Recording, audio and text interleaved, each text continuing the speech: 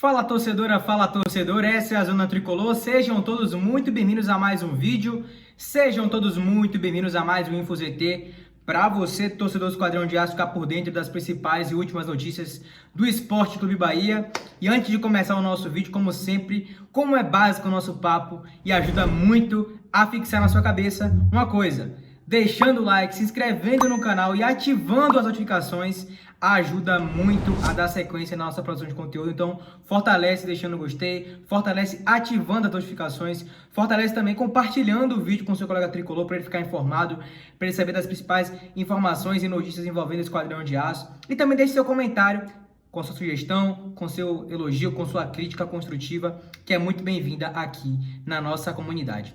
E falando já em comunidade, nossos grupos envolvendo o WhatsApp e também nosso Discord e Telegram estão na descrição desse vídeo para você que quer ficar um pouco mais próximo da Zona Tricolor. Então é isso aí, seja muito bem-vindo. Meu nome é Antônio Neto e vamos pro vídeo. Torcedor do Esquadrão de Aço, sobre Germán Conte, o jornalista Nicola comentou em um dos seus últimos vídeos no canal sobre a atual situação do atleta aqui no Esporte Clube Bahia, sobre uma possível até saída do atleta para um time brasileiro. Então, você que não conferiu, porventura não acompanhou esse vídeo, vou repassar para vocês. Então, aqui cedendo também os créditos, obviamente, ao jornalista Jorge Nicola, muito competente aí do nosso querido Brasil. O link vai estar na descrição do canal dele e também desse vídeo, na descrição desse vídeo, também no comentário fixado, para vocês poderem usufruir aí o conteúdo, caso tenham interesse. Então, confiram aí o vídeo, o clipe aí, o trecho da fala do Jorge Nicola sobre o argentino Germán Conte. Bora falar agora sobre o futuro do zagueiro Conte, que faz boa temporada com a camisa do Bahia. Na teoria, a informação interessaria apenas aos torcedores do Bahia, mas fica de olho, pode pintar coisa boa para você. Bom, o Conte pertence ao Benfica e está emprestado ao Bahia até 31 de dezembro. A opção de compra de 50% dos direitos econômicos é de 2 milhões de euros. Ao longo dessa semana, o presidente do Bahia, o Guilherme Belintani, e o Márcio Bittencourt, o empresário que trouxe o Conte para o Bahia, foram até Portugal para a primeira reunião com o Rui Costa, que é o atual presidente do Benfica. Nesse encontro, discutiu-se a possibilidade de o Benfica abater esse valor de 2 milhões de euros por 50% dos direitos econômicos. A afirmação do Belintani no contato com o pessoal do Benfica é de que o clube não tem a menor condição de pagar tais cifras, nem pelo Conte, nem por qualquer outro jogador. Bahia, que registrou um prejuízo de 50 milhões de reais na temporada passada, viu seu programa de sócios torcedores cair de 46 mil para 14 mil, isso sem falar na bilheteria super impactada no ano passado e também nesse ano. O Bahia gostaria de prorrogar o contrato de empréstimo. O Benfica já deixou bem claro que um novo empréstimo está completamente descartado. E aí, uma alternativa seria a do Conte, continuar no futebol brasileiro, mas num rival do Bahia. Você tem assistido ao argentino? E já virou ídolo do torcedor do Bahia na atual temporada, 38 jogos e 1 gol com a camisa do Tricolor. E eu gostaria de ver o Conte no meu time, sim. E você? Use o espaço para comentários para opinar. Então tá aí, essas foram as palavras envolvendo o Germán Conte sobre uma possível aí negociação junto com o Bahia para a permanência do atleta, né? Existindo a possibilidade do Bahia também querer aí renovar o empréstimo, que é algo que o Benfica já não vê com bons olhos, e que se essa situação se desgastando com o tempo, possa ser que o Conte saia do Bahia e continue no futebol brasileiro. Mas esperamos que Belintani possa trabalhar aí da melhor maneira possível para poder ajeitar aí a permanência do nosso querido zagueiro, que vem se tornando muito importante cada dia mais aqui no Esporte Clube Bahia. Ainda sobre o assunto da polêmica com o Flamengo, o jornalista Mauro César, em um programa no UOL Esporte, que divide aí tela com outros jornalistas também muito renomados do futebol brasileiro e da imprensa brasileira, obviamente, Arnaldo Ribeiro, Juca Kfouri, enfim. Ele comentou sobre a situação envolvendo o Flamengo, envolvendo o Bahia, envolvendo a arbitragem, todos aqueles trâmites, e deixou seu parecer em relação à situação. E eu quero que você, torcedor do Esquadrão de Aço, analise a fala do jornalista, vê se você concorda ou não com o que ele disse, se está na mesma linha de raciocínio do que a sua, do que a minha. Vamos ver o que ele falou e a gente volta aqui para passar as demais informações após esse clipe. Então, confiram aí o trecho do Mauro César. Primeiro, eu queria falar o seguinte, né? Acho que é até desnecessário eu me estender muito sobre o absurdo da marcação do pênalti, como você disse. O árbitro marcou um pênalti que não houve, né? A bola bate no peito do Conte, o zagueiro do Bahia, o argentino. O VAR chama, não é erro do VAR, não é culpa do VAR aí, o VAR corretamente chamou, porque ali não é um erro interpretativo, ali ele chama para mostrar, olha, a bola bate no peito. O Vinícius Gonçalves vai à beira do campo, olha para o vídeo e mantém a marcação. Então é um erro crasso, é um erro sério da arbitragem, isso é o óbvio, né? A expulsão, ao contrário do que disse o comentarista Roger Flores na transmissão, né? Que o Bahia foi lesado, não. Na expulsão não foi lesado. O Matheus Bahia tinha um cartão amarelo, fez a falta por trás, tomou outro amarelo e foi expulso no primeiro tempo. A expulsão, o árbitro não cometeu nenhum erro grave depois disso. Cometeu um erro absurdo. E depois o resto da arbitragem, até que nos lances importantes, expulsão do Diego do Rossi. O Rossi deu uma cotovelada, o Diego fez uma espécie de estrangulamento ali no jogador do Bahia. Ele foi, fez um drama danado, né? Ele Se foi fosse meio apertado pra valer, imagina.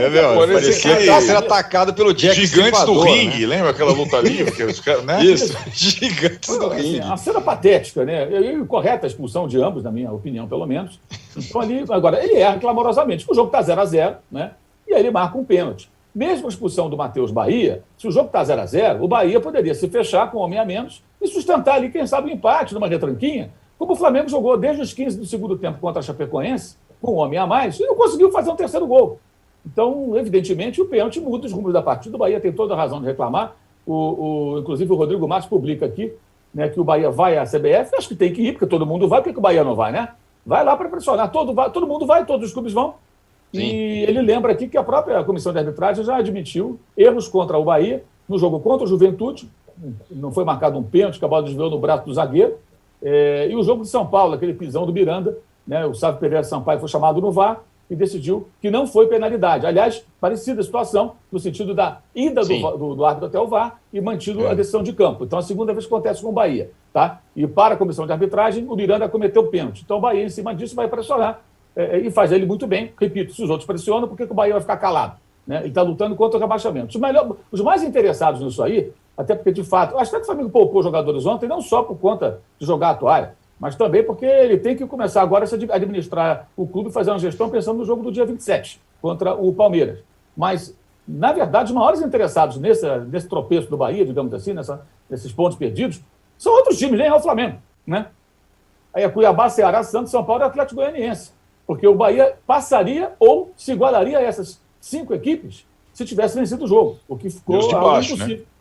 Né? São os de baixo. Grêmio, Juventude... E os de baixo. E os de baixo também. Isso aí nem se fala. Juventude, Sport e Grêmio. Né? Então você tem aí 5 times acima que gostaram e 3 abaixo que também acharam maneiro ali o Bahia não ter pontuado. O Bahia, se fosse a 37 pelo menos, abria 4 para o Juventude, que venceu o Internacional. Né? Então, assim, essas equipes são muito mais interessadas do que o próprio Flamengo. Então, eu acho que esse é o contexto. Que a arbitragem errou clamorosamente, é óbvio, é evidente, acho que é unânime aqui, me parece, né, pelo que a gente conversou até antes de começar o posse de bola. Erro gravíssimo. Agora, me chama a atenção a reação desproporcional. Porque eu já disse aqui, eu vou repetir. O Flamengo perdeu pontos contra Cuiabá, Atlético Paranaense e a Chapecoense. Nos 3 jogos, o Flamengo teve muita culpa nisso. O Renato, os jogadores, todo mundo. O Renato especialmente. Né? Contra o Cuiabá, porque jogou muito mal. Teve tempo para vencer, fez um gol que foi anulado bizarramente. O gol que era uma situação semelhante à do Mbappé. O do Mbappé na Liga das Nações valeu. Discussão de uma semana, né? Polêmica. Aí os árbitros, ex-árbitros, os especialistas, os caras que devoram as regras e as recomendações. Não. O gol do Mbappé é para valer mesmo, por isso. Foi o jogo da Itália com os Estados Unidos em 90, mudou a regra, ok. Aí a regra mudou para a Liga das Nações. Do Brasileirão não mudou. E o gol foi anulado do Michael. Então ali o Flamengo teve razão de reclamar. Mas jogou muito mal. Então, de certa forma, também tem culpa, óbvio. Aí vem o jogo do Atlético Paranaense. Aí tem a expulsão do Kaiser e volta atrás. E houve uma agressão. Alguém alega, mas o Gabigol também teria agredido. Bem, se o Gabigol eventualmente agrediu, a arbitragem não viu, é um erro. Se de fato isso aconteceu. Não vou nem me estender disso aí. Mas a expulsão do Kaiser, ela se confirmou e o árbitro voltou atrás, convencido pelo VAR. Mas houve agressão. Um chute, soco, caramba. Aí o Kaiser fica em campo e faz o gol. E aí o Atlético reage e empata o jogo. Se o Kaiser não está em campo, era 11 contra 10 e ele não faz o gol, ele está expulso. Óbvio que o Flamengo foi muito prejudicado, o que não anula a atuação covarde, ridícula, pífia e patética do segundo tempo, quando o técnico do Flamengo recuou o time covardemente, né, para tomar pressão do Atlético Paranaense. Né? Então, são 2 coisas distintas. E o da Chapecoense foi um combo de erros. Até impedimento com o Gabigol saindo do campo de defesa foi marcado pelo auxiliar, sendo que a recomendação que eles recebem nesses lances é mandar seguir para o VAR ver depois. O VAR limparia a barra dela. E ela foi lá e marcou durante o lance, o árbitro apitou e parou a jogada e ele saía na cara do gol. Né? Mas isso não anula a atuação ridícula do Flamengo e Chapecó. São coisas distintas, gente. A atuação ruim e a arbitragem. Mas se o Flamengo vencesse esses jogos, apesar do Renato, das suas mais decisões e das mais atuações, o Flamengo teria 6 pontos a mais, né? E se vencesse o Bahia ontem sem a ajuda da arbitragem, como aconteceu, como a arbitragem ajudou seus adversários, poderia ficar aí a 2 pontos do Atlético ganhando o jogo atrasado. Então, o campeonato estaria aberto. Ou seja, não estou aqui a defender que o Flamengo foi prejudicado. Não, são coisas distintas. Mas a reação ontem, após esse erro bizarro da arbitragem, ela é muito maior do que a reação dos erros que foram cometidos contra o Flamengo. Isso me chama muita atenção, embora não surpreenda. Tá? Alguns colegas fazem isso em busca de engajamento, é nítido. Há quem faça isso de forma deliberada, não só contra o Flamengo, contra o Corinthians e qualquer clube de grande torcida, para ganhar engajamento em rede social. Eu vou sempre a favor do time contra o time maior, até em lances discutíveis, porque todas as outras torcidas que detestam aquele time que tem muita torcida, né, vão me acompanhar. Isso é muito ruim. Se a gente discute que a arbitragem tem que melhorar, nós temos que ser um pouco mais razoáveis e até honestos na hora de fazer esse tipo de avaliação. O Flamengo foi muito prejudicado em 3 jogos e o Bahia foi muito prejudicado ontem. E o tratamento tem que ser igual. Se não é igual, aí é sacanagem. É busca de engajamento, é sacanagem, é desonestidade. E isso acontece com colegas da imprensa e rede social e acontece, evidentemente, com o torcedor. Mas o torcedor está ali mesmo para tirar sarro e tudo é diferente. Então, acho que esse ponto tem que ficar muito claro. O que foi feito ontem, durante o jogo depois, as reações desproporcionais, beiram a sacanagem. Porque é impressionante que alguém não fique tão indignado com o que houve ontem, que é para ficar indignado, mas não tenha ficado indignado segunda-feira. Ah, não, a arbitragem errou aqui e tal. Há quem tenha até ontem dito que foi a pior arbitragem do campeonato. Como alguém consegue falar em pior arbitragem no campeonato com tantos erros? É uma coisa impressionante. Né? Então, acho que esse ponto acho que é quase que um momento observatório da imprensa. Porque a gente fala muito, o VAR é ruim, o VAR é ruim. E a gente dá tratamento diferente. Então, ontem o Bahia foi sacaneado, como o Flamengo foi sacaneado ontem. Os 3 têm 3 jogos aí que se consideram prejudicados. Né? Então, os 2 estão empatados nessa situação. Né? Um não briga mais pelo título, tem chances meramente matemáticas, os outros lutam para não ser rebaixado. E depois eu queria falar também da questão da tabela do Campeonato Brasileiro, que é uma outra polêmica que é curiosa. A mexida na tabela. O jogo do Flamengo contra... Vou falar agora. Flamengo e Grêmio foi marcado para o dia 23. Por que foi marcado para o dia 23? É óbvio que o Flamengo vai jogar contra o Inter no sábado e vai jogar na terça em Porto Alegre. Ou ia manter o jogo do Flamengo lá no Recife, para o Flamengo sair de Porto Alegre e ir para o Recife e voltar depois para o Uruguai. Teria cabimento? Na Argentina, gente, os times adiam rodadas de campeonato se um de seus representantes estiver numa final sul-americana ou de Libertadores. Querem o quê? Queriam o quê? Que mandasse o Flamengo para o Recife, uma tabela que já está toda zoneada, o único time que jogou 4 vezes em 8 dias no ano passado, que perde jogadores por conta do calendário da CBF importantes, aí teria que, na final da Libertadores, ficar viajando pelo Brasil. A logística foi o que pesou. É óbvio que houve aí um bastidor e é óbvio que é até certo. Joga contra o Inter, fica em Porto Alegre, joga contra o Grêmio e viaja para Montevidéu. Como o Palmeiras jogará em casa contra o Atlético na terça e viaja para o Uruguai. Ah, mas o Sport foi prejudicado. Será que vai ser prejudicado? Alguém já olhou a tabela do Sport? A tabela do Sport mostra, por exemplo, né, que nessa reta final ele vai jogar. Olha só, eu acho até que foi interessante. Ele vai jogar contra o Bahia no dia 18 e ele vai se preparar durante 9 dias para pegar o São Paulo, aqui em São Paulo, que pode ser um confronto direto. Ele vai ter um intervalo grande para se preparar para esse jogo. Pega o Flamengo no dia 3, na ressaca de uma derrota de final de Libertadores em crise, ou o campeão de ressaca também, sem muito o que se preocupar, no dia 3 de dezembro. Aí no dia 6 pega a Chapecoense rebaixada e fecha contra o Atlético Paranaense no dia 9, sendo que o Atlético lá vai estar pensando na final da Copa do Brasil. É uma boa tabela. Essa mexida não foi ruim para o Sport, não. E se o Sport cair, gente, não vai ser porque o jogo foi no dia 3 ou no dia 5 ou no dia 18, né? Vamos combinar. O Sport se caía porque, por exemplo, tomou um gol do meio da rua do Ademir no jogo do América e perdeu agora no meio de semana, entre outros tropeços. Eu concordo em alguns argumentos dele, porém, na minha convicção, o que ele usou em questão de estar empatado com o Flamengo em questão de prejuízo, né, de arbitragem, eu concordo que o Flamengo foi prejudicado em algumas partidas, contra a Chapecoense, inclusive, mas eu sei que em questão de favorecimentos, em questão de jogos perdidos aí, que os times respectivos deixaram de pontuar, o maior prejudicado, sem dúvidas, foi o Bahia. Ele usa o argumento que o Flamengo realmente não vai ter mais disputa contra o título, tem uma Libertadores aí pela frente, enfim, e outros campeonatos que o Flamengo deixou de disputar, mas eu sei que o Flamengo não precisa de arbitragem, de favorecimentos, para poder exercer, para poder fazer um bom Campeonato Brasileiro, uma boa Sul-Americana, uma boa Libertadores, uma boa Copa do Brasil. E o Bahia? Quem vai correr atrás desse prejuízo que o Bahia teve de pontos perdidos? Se o Bahia eventualmente cair para uma segunda divisão, que eu torço muito, estou orando muito e emanando energias positivas para que não aconteça, se eventualmente o Bahia cair para a segunda divisão, quem que vai pagar o prejuízo de 670 milhões de reais de déficit? Quem é que vai pagar? CBF que não vai. Time que tiveram aí prejuízo contra a arbitragem, que caíram lá em 2010, 2012, 2013, foram ressarcidos, foram indenizados agora, em 2021.